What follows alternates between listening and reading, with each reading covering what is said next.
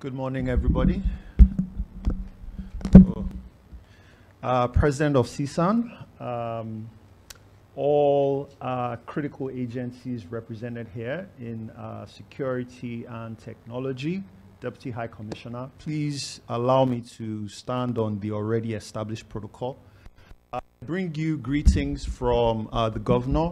This is a critical hit industry that he's delighted to be a part of, but he can't be in multiple places at the same time. There are a number of events today, and I'm actually off to one after this event. But it's great to be here as critical stakeholders in this industry. And I bring you a short message from the governor just to highlight and support this auspicious event. So on behalf of Mr. Governor, it's my pleasure to deliver the opening remark at this event, Cyber Secure Nigeria Conference, with the theme, The Future of Cybersecurity in Nigeria's Digital Transformation.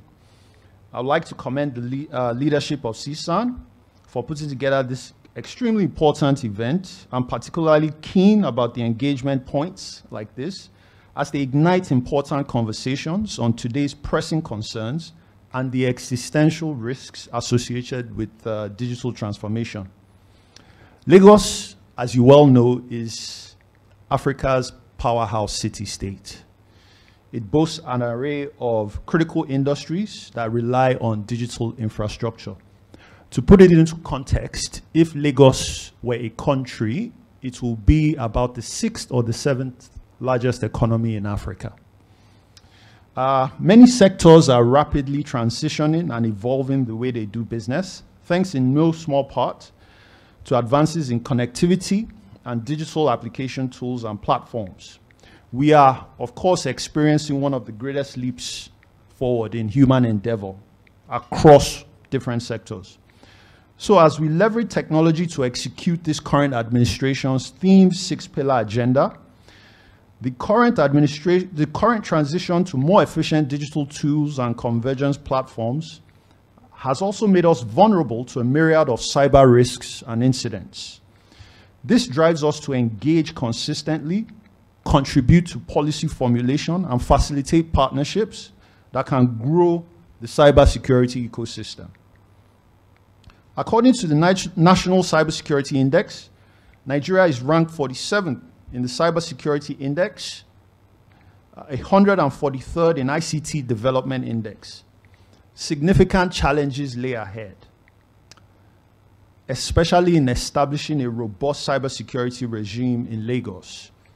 Persistent cyber vulnerabilities and existential threats to economic growth, a dearth of policy harmonization can deter investment. In Lagos, we have begun to address some of these challenges head-on.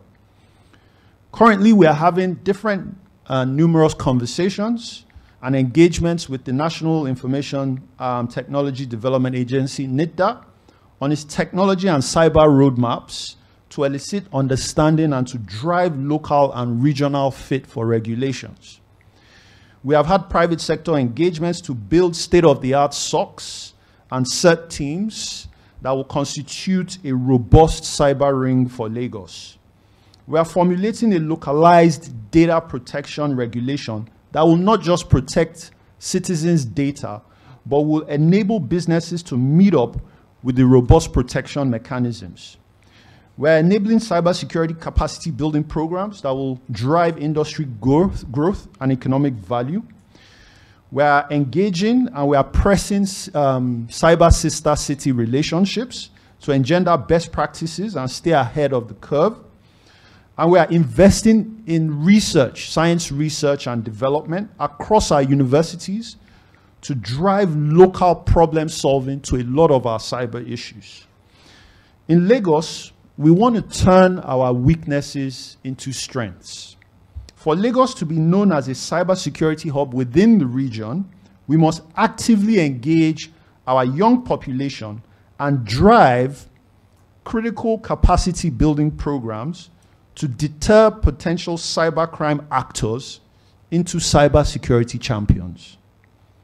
We need your help to achieve this. Additionally, we must inform you of our recent strides in enabling the smart city agenda. As you well know, on assumption of office, we started a smart city implementation program in Lagos.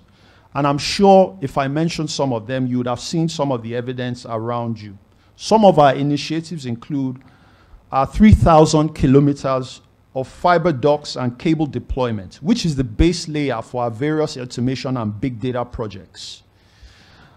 The robust communication architecture, we believe, will increase connectivity growth and will enable the deployment of smart e-governance service applications that will drive efficiencies within Lagos. So if you've been driving around, you probably have seen multicolored ducts, right? Which are ducts that house the fiber optic cable. So the first phase of 3,000 kilometers is well on the way. We've laid about 2,000 kilometers and change in fiber ducts and fiber cables. We've connected about 167 public schools, universities, tertiary institutions. We've connected about 100 general hospitals as well, which we believe will drive increase in health, telehealth outcomes, and an increase in learning outcomes in schools as well. Our electronic geographic information system project, which seeks to automate the land administration process, is digitizing land parcels all the way back to the 1870s, right? And in one of our endeavors, we have vaults in Lagos that have land deeds that were signed by the British all the way back in the 1870s. So all of that is being digitized at the moment. So when you do want to buy a piece of land, you can see its history and you are much more able to value the land. So unlocking economic value in that particular sector. So our deployment has started, over 2,000 smart cameras across the city. We are currently on about 200. This will deliver a more automated transportation management of the city, as well as capture critical data insights for better predictive activities. So in certain junctions, we have intelligent transport systems that if you run the red light, you will get a ticket when you go and renew your license. We've actually had some incidents. Just to deter a bit, a friend of my driver's actually ran the red light, and about 2 months later, he went to go and renew his license. But they wouldn't give it to him because he says he owes about 85,000. And he was arguing. And so they just brought out his picture with him driving, running the red light. So he had to pay it, otherwise he couldn't get his license renewed. So we've started with that. And we're going to about 2,000 intelligent transport cameras and surveillance cameras as well in security hotspots across Lagos. So we're also deploying workflow systems within government that will automate activities and deliver important insights into city management, right? Digitizing workflow systems in Lagos and deploying e-government services that make your interaction with Lagos a much more seamless affair.